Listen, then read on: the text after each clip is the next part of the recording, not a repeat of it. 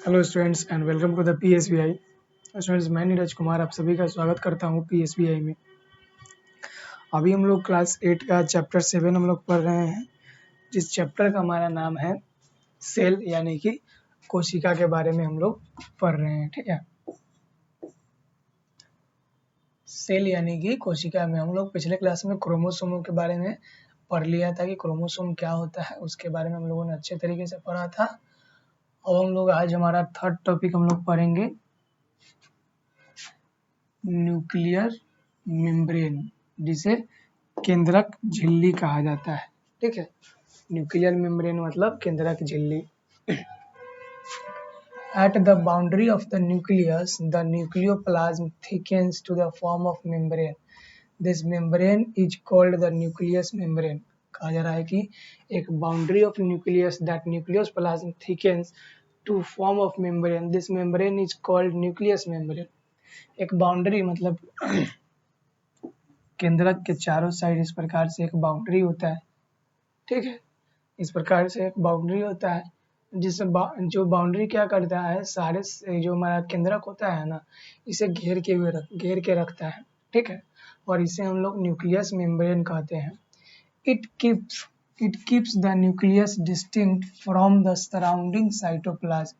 और इस न्यूक्लियस के चारों तरफ से क्या रहता है, साइटोप्लाज्म से घिरा हुआ रहता है।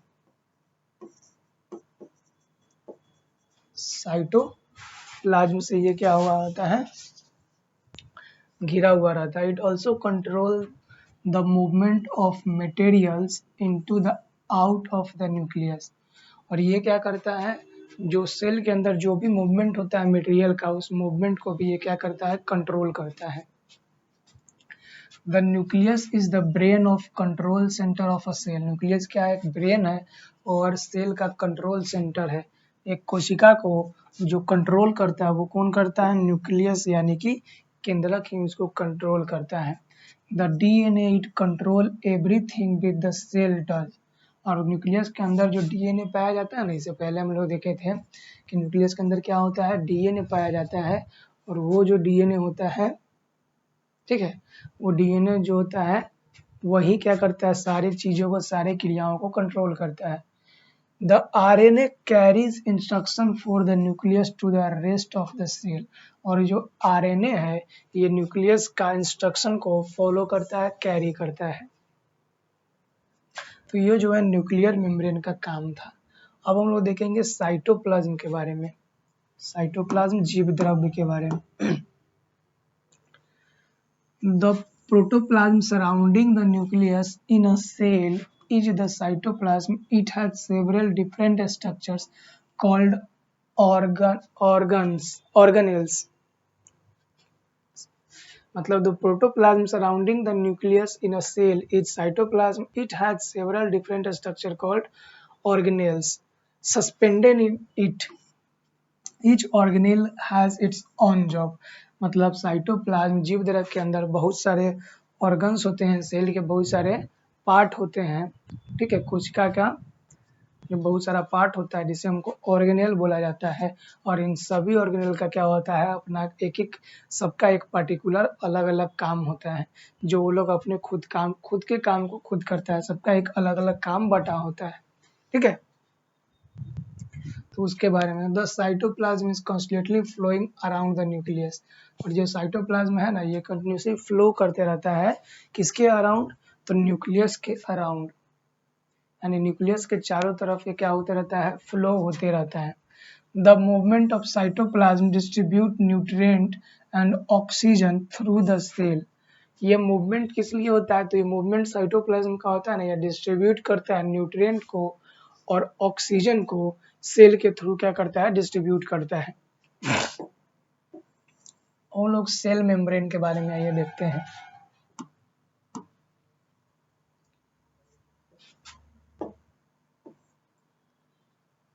Cell membrane at the outer surface of a cell that cytoplasm thicken to the protective layer। मतलब सेल में जो सरफेस होता है उस सरफेस के बाहर में क्या होता है, साइटोप्लाज्म होता है, एक थिकन लेयर होता है। This layer is called the cell membrane on plasma membrane. और यही लेयर क्या कहलाता है, सेल मेम्ब्रेन और प्लाज्मा मेम्ब्रेन कहलाता है। The cell membrane is living thin and flexible. Cell membrane क्या होता है, लिविंग होता है, थिन मीन्स पतला होता है, और फ्लेक्सिबल होता है मतलब मुराबदार होता है। It surround cell and hold the cell in a shape, और किसी भी सेल का जो आकार होता है उस आकार को होल्ड करने में यही सेल मेम्ब्रेन ही क्या करता है, उसका मदद करता है। It separate it from other cell and protect it, ये जो है अदर सेल से इसको सेपरेट अलग करता है और इसे प्रोटेक्ट मतलब इसका बचाव भी करता है। इट कंट्रोल विच सब्सटेंस में इंटर और लीव द सेल, और यही कंट्रोल करता है कि कौन सब्सटेंस सेल के अंदर इंटर करेगा, कौन इसके अंदर में रहेगा। It let in useful substance such as oxygen and nutrient and let out waste such as carbon dioxide, और यही जो क्या करता है, यूजफुल सब्सटेंस होते हैं जैसे ऑक्सीजन और न्यूट्रिएंट होता है, इसको ऑब्जर्व कर लेता है, और जो वेस्ट पदार्थ होता है, वेस्ट मटेरियल होता है जो इसके लिए उपयोगी नहीं होता है, उसे अपने से बाहर इसको निकाल देता है। The word hereditary means passes out the child from its parent before birth। Heredity का मतलब होता है कि जो कोई बच्चा होता है ना, जन्म से पहले अपने पेरेंट से अलग हो जाएगा, उसको हम लोग क्या बोलते हैं, हेरिडिटरी बोलते हैं।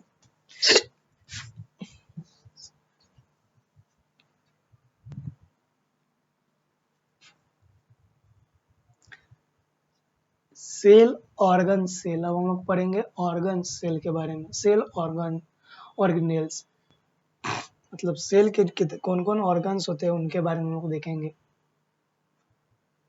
ऑर्गेनेल्स के बारे में। तो आइए देखते हैं कि ये ऑर्गेनेल्स क्या होते हैं। The cytoplasm body suspended in the cytoplasm are called organelles. Cytoplasm का जो बॉडी होता है ना, जो सस्पेंडेड होते हैं, इसे हम लोग क्या ऑर्गेनेल्स बोलते हैं। Among the most important cell organelles are mitochondria, singular mitochondria। ठीक है, जो ऑर्गेनेल्स होते हैं इनके आर जो माइट्रोकॉन्ड्रिया, एक क्या होता है माइट्रोकॉन्ड्रिया, और लाइसोसोम होते हैं, गोल्जी बॉडी होते हैं, ठीक है, सेंट्रोइल्स होते हैं, राइबोसोम एंड एंडोप्लाज्मिक रेटिकुलम होते हैं। तो ये सारी जितने भी है ये सेल के ऑर्गन्स है, मतलब कोशिका के जो है ऑर्गन है। तो कोशिका के ऑर्गन हमारे कौन कौन हो जाएंगे, तो कोशिका के ऑर्गन हो गए हमारे माइट्रोकॉन्ड्रिया हो गया ठीक है, फिर क्या हो गया, फिर गोल्जी बॉडी हो गया, फिर लाइसोसोम हो गया, ठीक है, और ये जो है ये गोल्जी बॉडी हो गया, गोल्जी बॉडी हो गया, जिसे हम लोग हिंदी में गोल्जी काय बोलते हैं, सेंट्रियोल्स हो गया, राइबोसोम हो गया, और क्या है एंडोप्लाज्मिक रेक्टुलम हो गया। तो ये सारी चीजें जो है हमारे गोल्जी बॉडीज के पार्ट है, ठीक है। तो पहले हम लोग देखेंगे माइट्रोकॉन्ड्रिया के बारे में, ठीक है। ये mitochondria, mitochondria these are the rod shaped organelles in the cell। तो कोशिका के अंदर जो माइट्रोकॉन्ड्रिया होता है इसका आकार जो रॉड के जैसा होता है, आप यहाँ पे देख सकते हैं इसका आकार कैसा होता है, एक रॉड के जैसा होता है, ठीक है।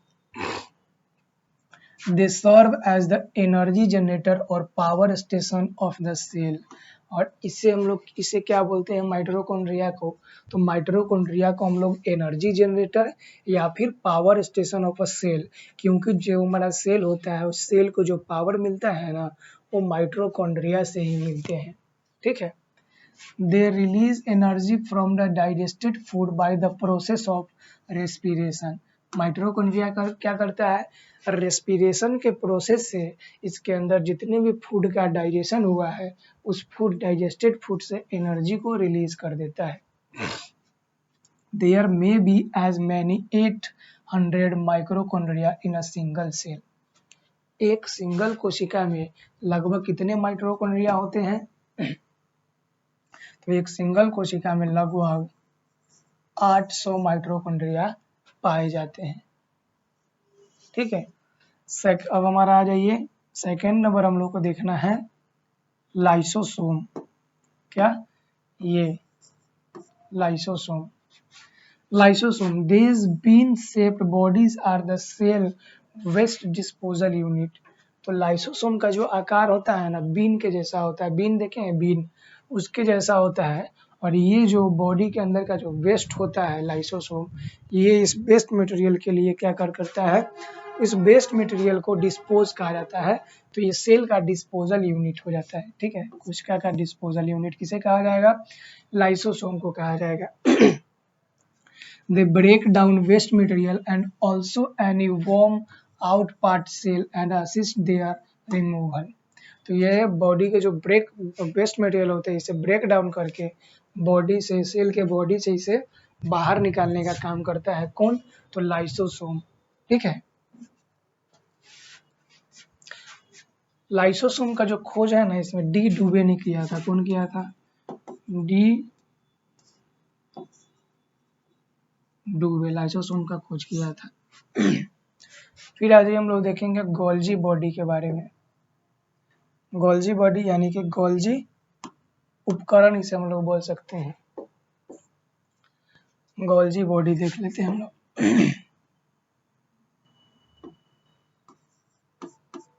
Golgi body, these are flat bag like channels alginide roughly parallel।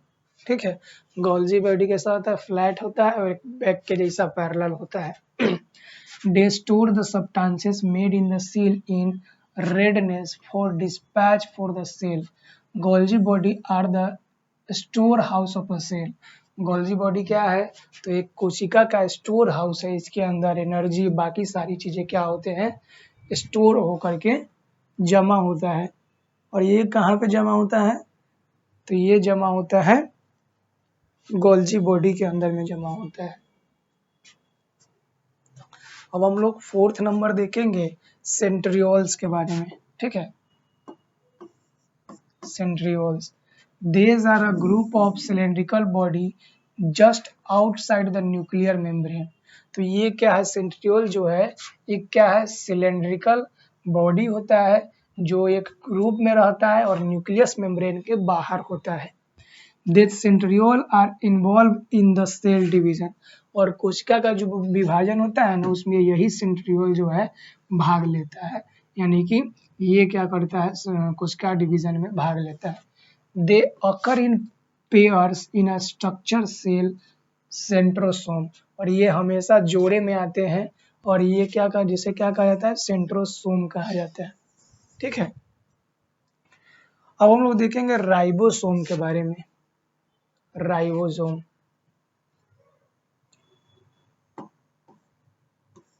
Ribosome, these are the two dot-like body on the outside of endoplasmic reticulum।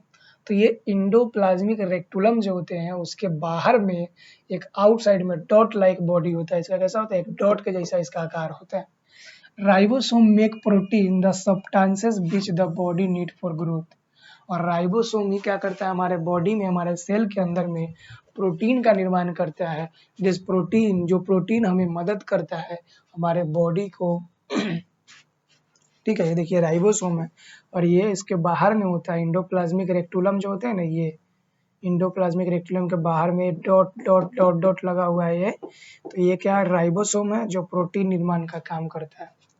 ठीक है, और इंडोप्लाज्मिक रेक्टुलम, उसके बाद सेल क्या है, इंक्लूजन, इन सारी चीज़ों के बारे में हम लोग नेक्स्ट क्लास में पढ़ेंगे।